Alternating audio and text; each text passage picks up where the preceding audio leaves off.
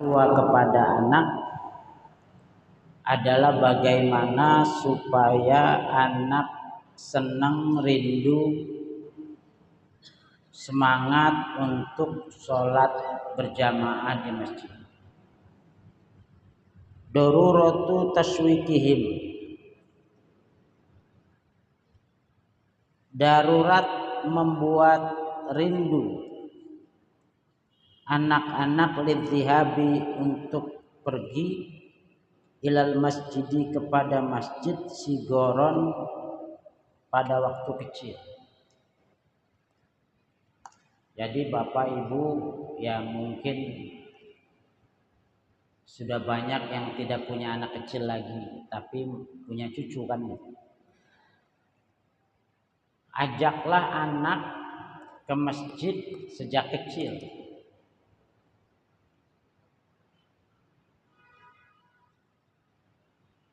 Kenapa? Yang namanya pembiasaan itu memang harus sejak kecil.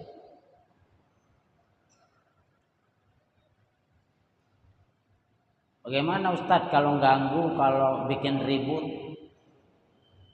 Ya kalau nggak ribut bukan anak-anak namanya.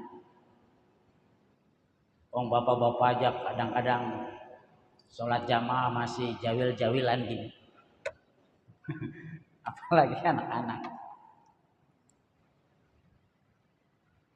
Walaupun ada Pak, masjid-masjid yang melarang anak-anak sholat di masjid itu ada. Dan saya pernah menemukan anak baru mau datang ke masjid dia udah begini nih. Pengurusnya itu udah begini. Terus langsung balik lagi. Anak-anak itu. Memang suasana masjid tenang. Cuma pengurus masjid yang seperti itu tidak berpikir 20-30 tahun yang akan datang. Saya yakin kalau model masjidnya seperti itu 10-20 tahun yang akan datang nggak ada jamaahnya. Kenapa? Tidak membuat regenerasi. Jadi regenerasi itu penting untuk keberlangsungan masjid. Oleh karena itu maka masjid harus selalu makmur. Bagaimana kita mendengar cerita Rasulullah yang sedang sujud didatangi oleh Hasan Husain, malahan Hasan Husain itu naik ke punggung Nabi, Nabi biarkan. Itu kan artinya Nabi mengajak cucu-cucunya untuk melaksanakan sholat di masjid. Ini harus kita contoh. Kemana lagi kita akan mengambil contoh kecuali contoh kepada junjungan kita Nabi besar Muhammad sallallahu alaihi wasallam. Wa hamluhum, dan membawa mereka ila sholati ala sholati atas melaksanakan sholat fihi di dalam masjid fisini tamyiz, di tahun-tahun yang kira-kira dia sudah mumayyiz. Sini tamyiz itu sekira anak ini sudah bisa kencing sendiri, kalau dia kebelet langsung ke WC, itu tamyiz. Kira-kira sudah ngerti duit. Anak sekarang mah yang namanya duit ya Bu, anak TK udah paham yang merah sama yang biru. Itu tamyiz namanya. Jadi masa-masa di mana anak sudah bisa membedakan sesuatu, itu sinu tamyiz.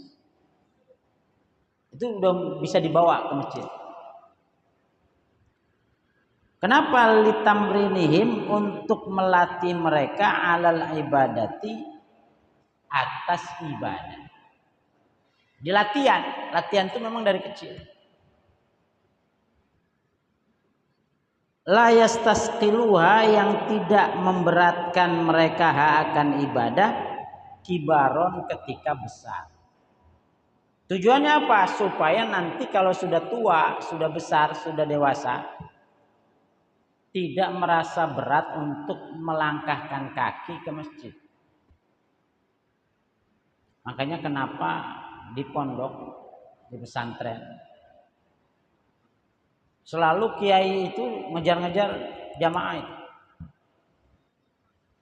Dan saya ingat Abah itu orang yang sangat ketat terhadap sholat jamaah. Bahkan sebelum meninggal saja Abah itu 10 menit sebelum adzan tuh sudah di mihrab, Bu, Pak, udah di mihrab beliau. Karena saya ngajar juga di Kedoya kan, jadi tahu bagaimana Abah itu. Pernah saya, jadi Abah itu wiridnya selain jamaah, tahajud. Sama, tahajud juga begitu. Karena waktu saya masih bujangan kan, tinggal di pondok, tahu-tahu jam 3 lah, setengah 3 lah, Abang nggak tahu pulang dari ceramah di mana gitu, jalan ke kamar asatid, kamar guru. Gurunya pintunya lampunya masih gelap tuh. Tiba-tiba Abah itu ngambil batu itu, dilempar, terang aja. Wah, siapa itu yang lempar batu? Tengok ke bawah Abah, bangun. Itu Abah tuh melatih, karena memang orang jadi pengasuh pesantren itu diantara salah satu kewajibannya, jangan sampai mewajibkan santri dirinya sendiri tidak melakukan. Itu salah satunya. Dan itu yang paling berat. Nyuruh santri tahajud, suruh nyari jamaah. Ya kiainya harus jamaah. Kiainya harus tahajud.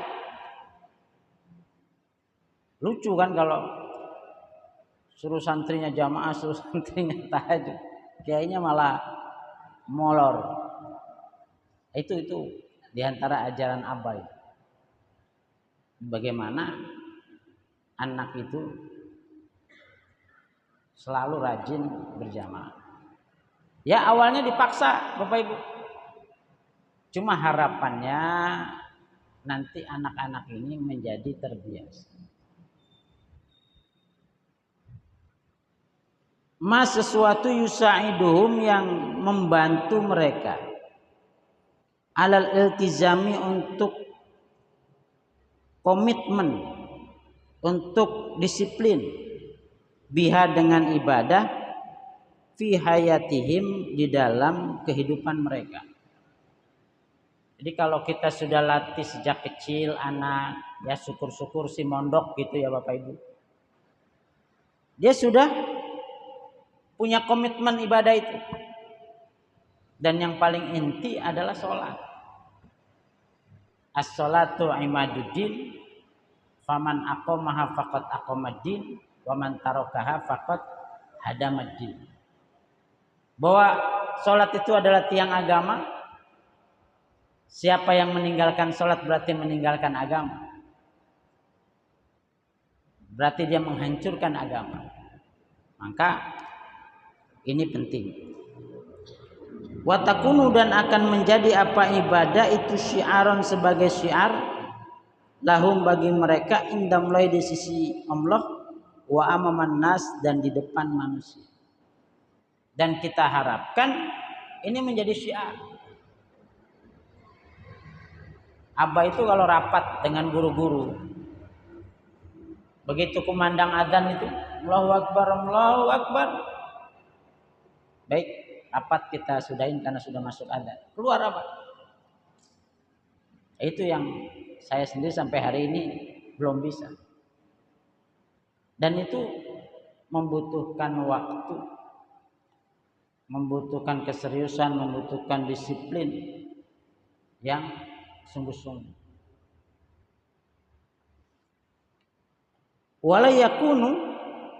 Walayakun dan tidak akan ada apa dzalika hal itu ila bitawfiril ajwa, kecuali dengan menyediakan situasi al-imaniyati yang bersifat keimanan, dakhilal manzili di dalam rumah, min iffatin dari kebaikan, wa toharatin dan kesucian, wal iltizamin dan komitmen, jadin yang sungguh-sungguh, bil ibadati dengan ibadah. Tidak mungkin kita mencetak anak rajin ibadah, rajin sholat, rajin jamaah tanpa menciptakan lingkungan keimanan, suasana keimanan di rumah kita. Jadi bagaimana kita sebagai kepala rumah tangga memberikan contoh. Kalau anak sekarang itu kan nggak perlu omongan, perlu tindakan. Saya punya anak perempuan 2, 3. Itu semuanya pakai jilbab tanpa saya suruh tuh Bapak Ibu. Karena hanya ngelihat ibunya, ngelihat emaknya pakai jilbab, akhirnya dia lama-lama kelas 1 belum pakai jilbab, kelas 2 belum pakai jilbab, kelas 3 dia mau pakai jilbab, terus sampai hari ini. Itu karena melihat orang tuanya. Ada kan orang-orang yang anak masih bayi udah dipakai jilbab, masih bayi. Saya termasuk yang tidak memaksa, karena kan belum ada kewajiban juga gitu kan. Kewajiban kan kalau sudah akil balik. Tapi karena melihat orang tuanya berjilbab, ya lama-lama dia berjilbab.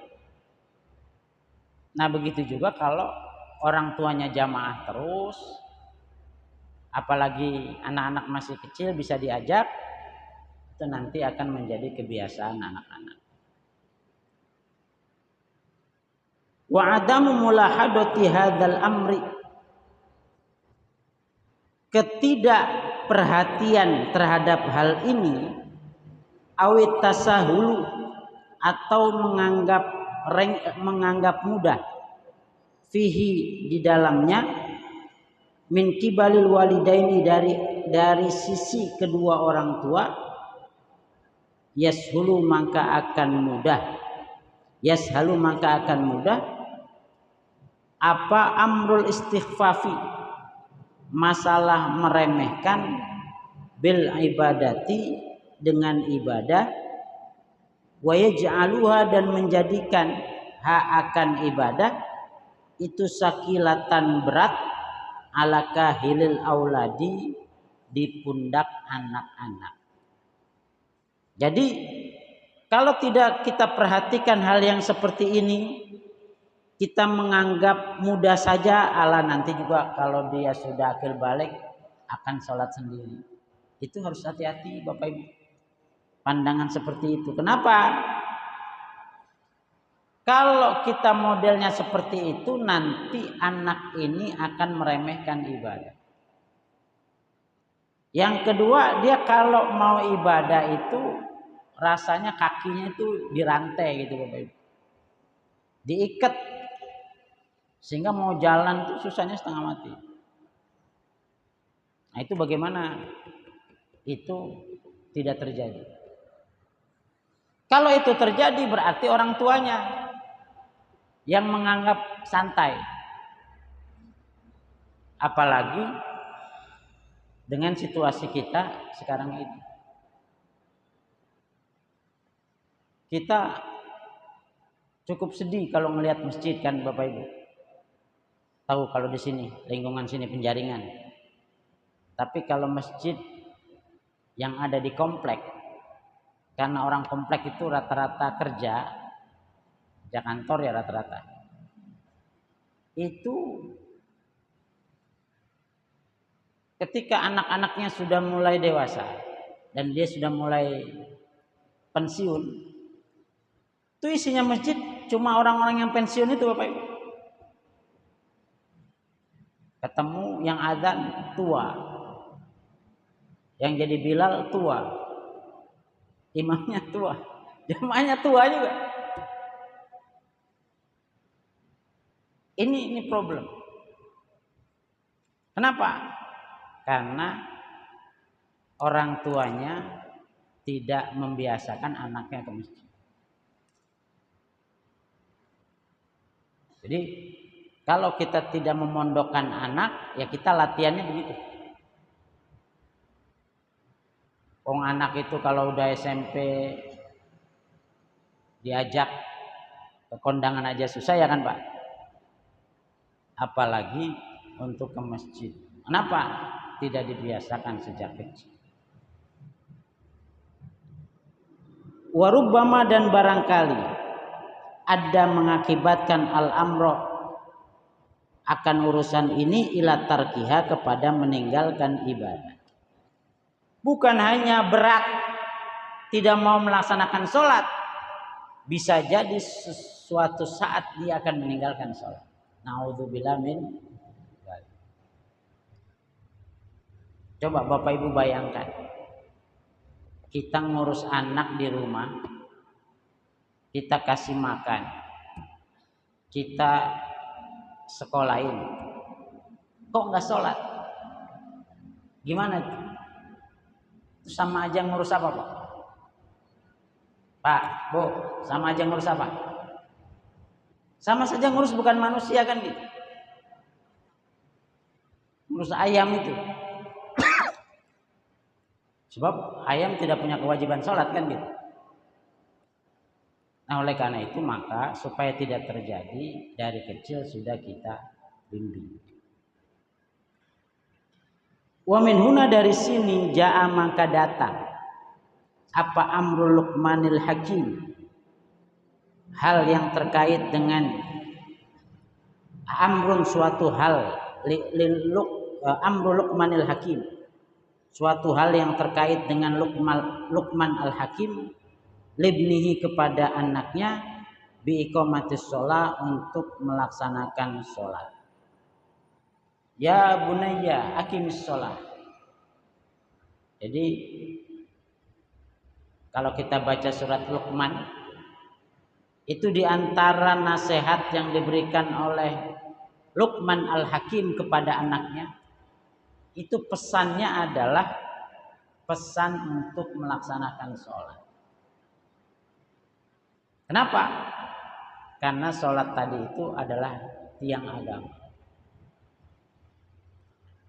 Wa amara dan memerintahkan siapa Allah nabiyahu akan nabinya Muhammadan, Nabi Muhammad sallallahu alaihi wasallam, shalawatullahi bermula rahmat Allah alaihi kepada Nabi Muhammad, ayyudawima untuk melanggengkan al-amri atas perintah bis sholati dengan sholat.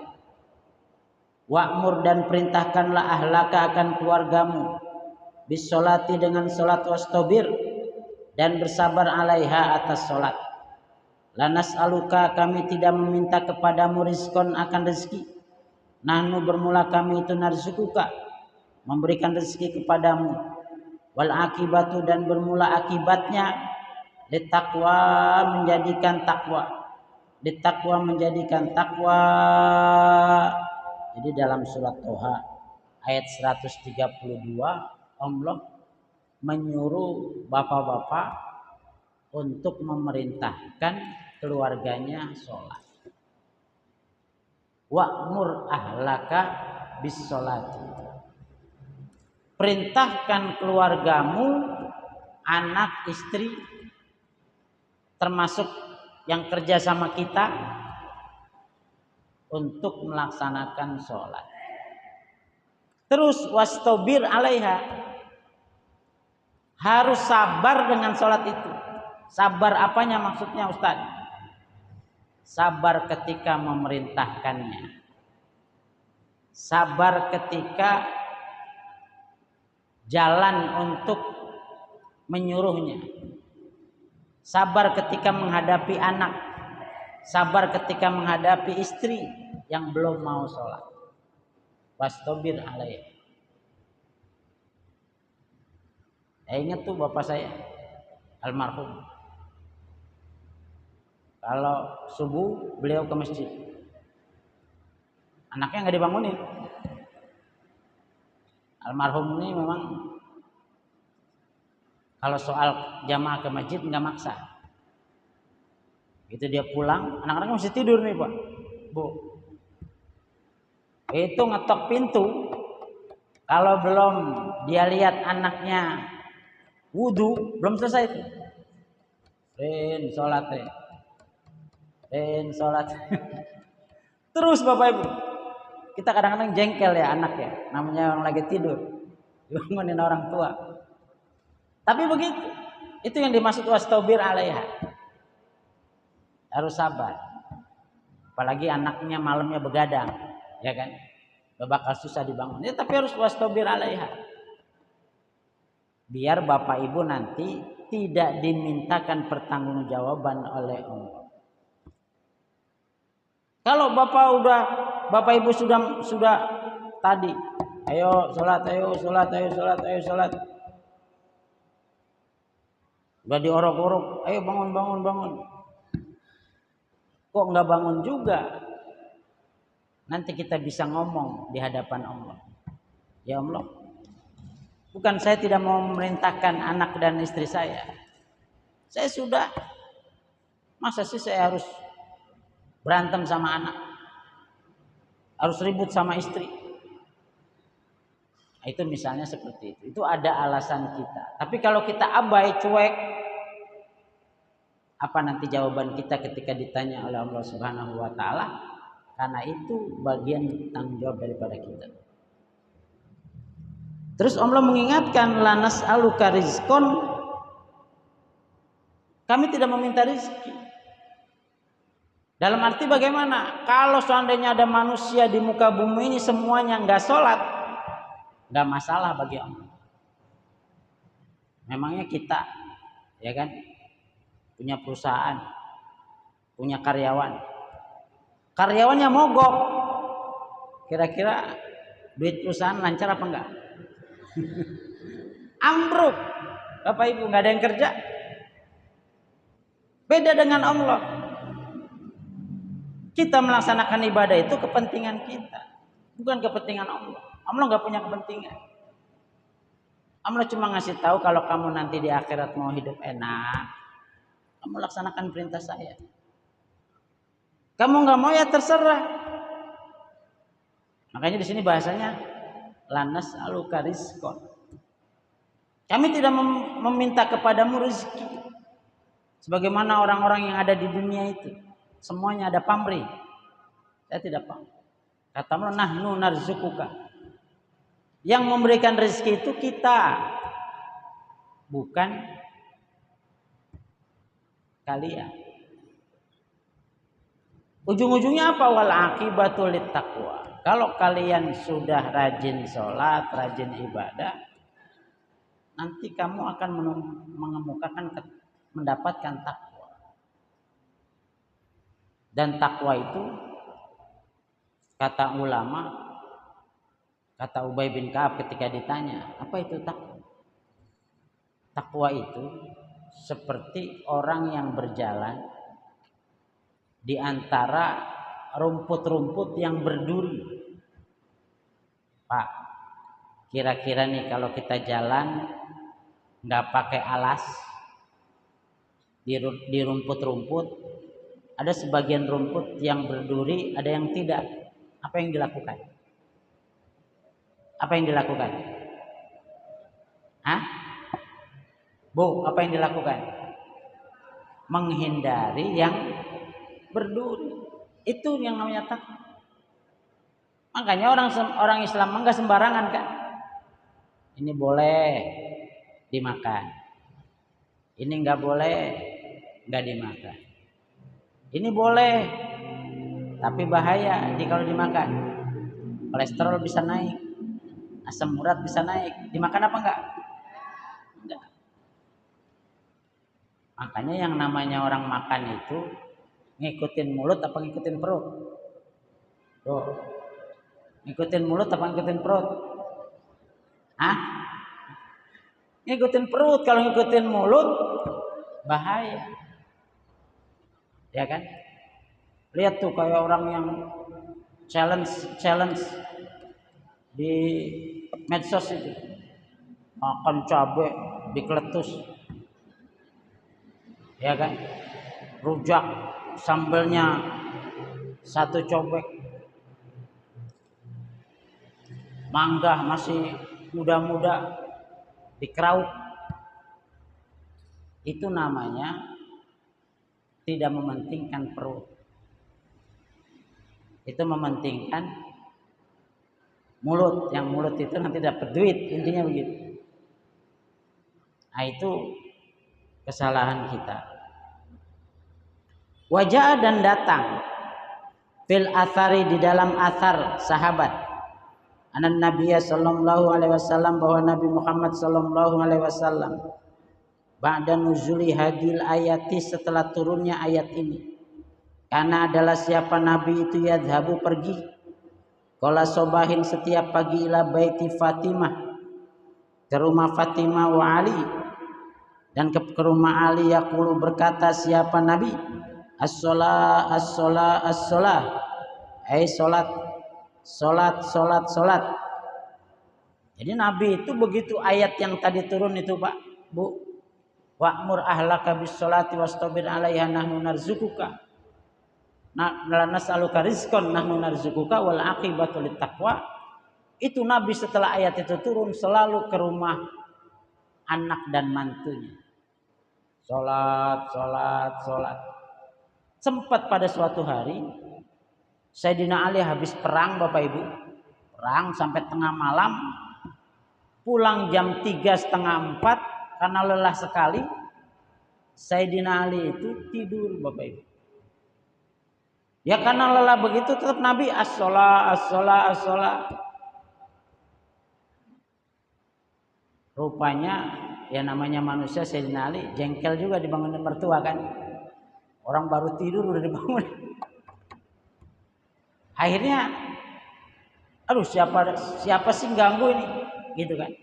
Bahasanya Sayyidina Ali. Kata Nabi, wahai Ali, bagaimana nanti kalau hari ini, detik ini, kamu dicabut nyawamu, bagaimana? Dalam kondisi belum sholat. Jadi Nabi mengingatkan kepada Sayyidina Ali, mau selelah apapun, mau secapek apapun, kalau memang waktunya sholat ya sholat. Itu yang dilakukan oleh Rasulullah. As-sholah, as-sholah, as-sholah. Kenapa? Karena itu menjadi tanggung jawab kita sebagai orang tua. Wa kama kana, dan sebagaimana ada siapa Nabi alaihi salatu wassalam.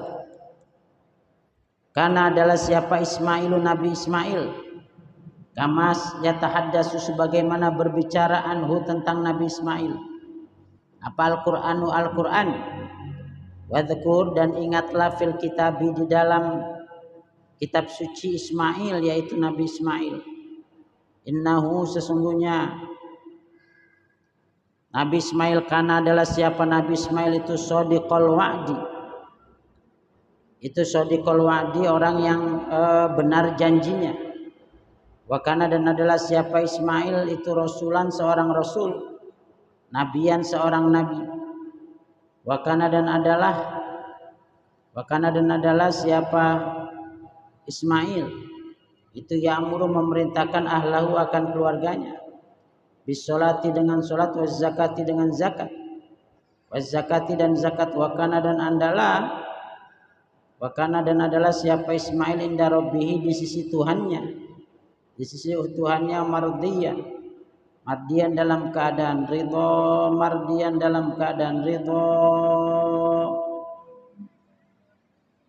Jadi Nabi Ismail itu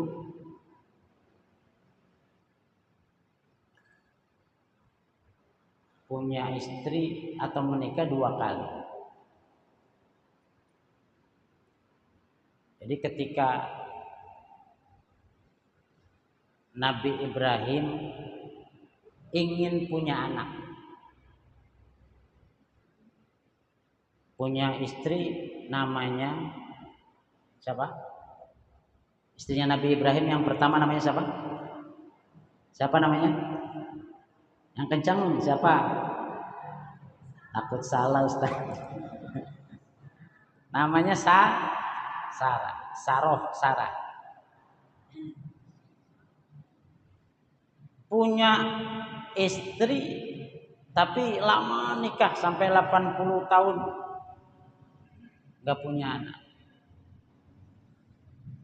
Akhirnya Nabi Ibrahim itu bengong terus.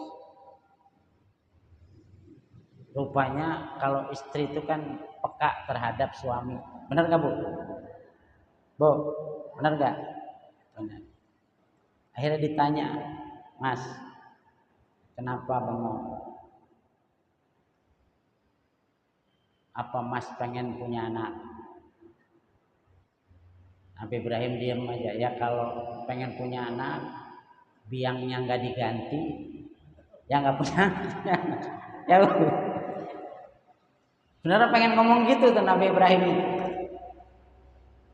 Cuma nggak mungkin ngomong begitu kan. Akhirnya ya sudah, kalau memang punya anak menikahlah dengan siapa? Hajar. Bu, bisa nggak ibu begitu?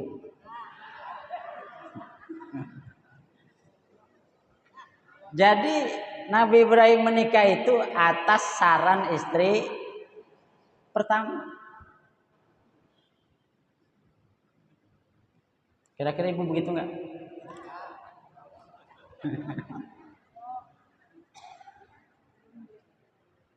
Dilalahnya begitu menikah dengan Hajar, punya anak hamil Hajar itu.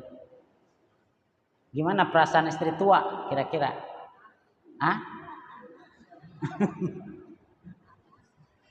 Begitu melahirkan panas kan? Wah, akhirnya Sarah gak kuat gitu kan. Suruh pergi aja Nabi Ibrahim. Suruh dibawa, Hajar sama Nabi Ibrahim. Tapi barokahnya istri pertama karena ridho suaminya menikah lagi, akhirnya Sarah juga punya anak, namanya siapa? Nabi Ishak. Makanya harus bikin ridho suami, Bu. Nah itu begitu berangkat, di tengah perjalanan Nabi Ibrahim dapat perintah untuk meninggalkan anak dan istri. Ini cerita korban juga sekalian. Jadi Nabi Sarah mengizinkan suaminya menikah lagi, itu pengorbanan. Kemudian Nabi Ibrahim diperintahkan oleh Allah untuk meninggalkan Sarah dengan Hajar, itu juga pengorbanan. Udah pengen punya anak, pengen dekat, suruh Allah suruh pergi, ditinggalkan. Sebagai Hajar dan anaknya Ismail mau ditinggalkan oleh suami, itu juga pengorbanan. Bu, kira-kira nih kalau suami ibu merantau ke Malaysia 10 tahun, dilepas apa enggak?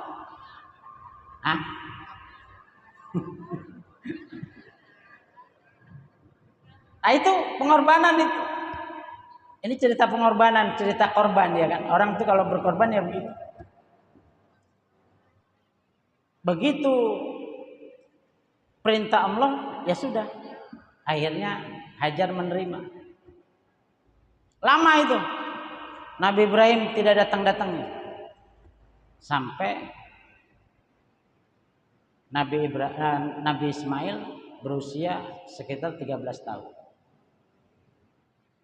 Bersyukur sekali Nabi Ibrahim, ternyata anaknya yang ditinggal beserta istrinya sehat walafiat. Sehat walafiat. Tidak lama dapat perintah dari Allah untuk menyembelih Nabi Ismail. pengorbanan lagi. Anak boleh kepengen, suruh disembelih. Karena perintah Allah ya Nabi Ibrahim berkorban. Allah sayang, akhirnya digantikan dengan domba. Akhirnya Nabi Ibrahim pergi kembali. Begitu datang, Hajar sudah tidak ada,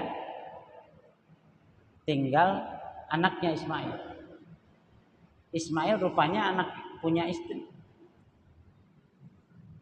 Cuma istrinya Nabi Ismail yang pertama itu orangnya cerewet, enggak nerimaan. Kalau bawa pulang bawa duit dikit, ngomel, ngomel. Suatu saat Nabi Ibrahim datang, Ismail nggak ada.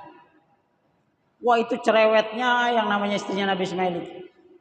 Ismail itu males, nggak bisa nyari duit, susah banget kalau dikasih tahu. Saya makanya sampai sekarang miskin terus, nggak punya apa-apa. Bo, begitu nggak sama suami? Nggak.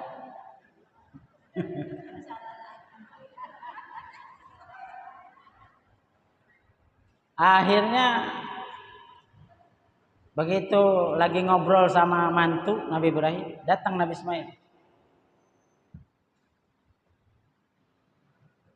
Cuma kan tidak mungkin mertua ngojok-ngojokin anak buat menceraikan istrinya, ya kan Bapak Ibu. Cuma Nabi Ibrahim itu ngasih isyarat aja. Ismail, pintu nih nanti kamu ganti nih, pintu rumahmu. Maksudnya apa? Nabi Ismail udah paham kan? Oh iya, suruh ganti istri. Ya akhirnya ganti Bapak Ibu. Gak lama Nabi Ismail bercerai dengan istri yang pertama itu. Barulah kemudian menikah lagi. Wah, kalau yang ini luar biasa. Sayang, tidak pernah mengeluh. Nabi Ismail dapat duit berapa aja diterima. Wah, pokoknya cintanya luar dalam. Pak, kalau nyari istri cantik fisiknya apa cantik hatinya?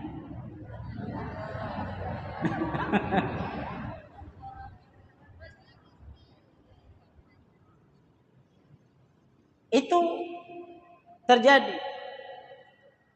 Akhirnya begitu Nabi Ibrahim datang lagi, ngobrol lagi dengan mantunya, Nabi Ismail juga nggak ada. Ceritalah, Pak, Ismail itu suami yang baik, sayang sama saya. Wah, pokoknya dibaik-baikin semua. Begitu Nabi Ismail datang, kata Nabi Ibrahim, ini pintu jangan diganti. Udah begini. Nah, jadi seperti itulah contoh kehidupan. Jadi betapapun sosok Ismail itu sosok yang sudah teruji di hadapan ayahnya dan di hadapan Allah Subhanahu wa Ta'ala. Mungkin itu yang bisa saya sampaikan, mudah-mudahan bermanfaat. Ada pertanyaan? Silakan.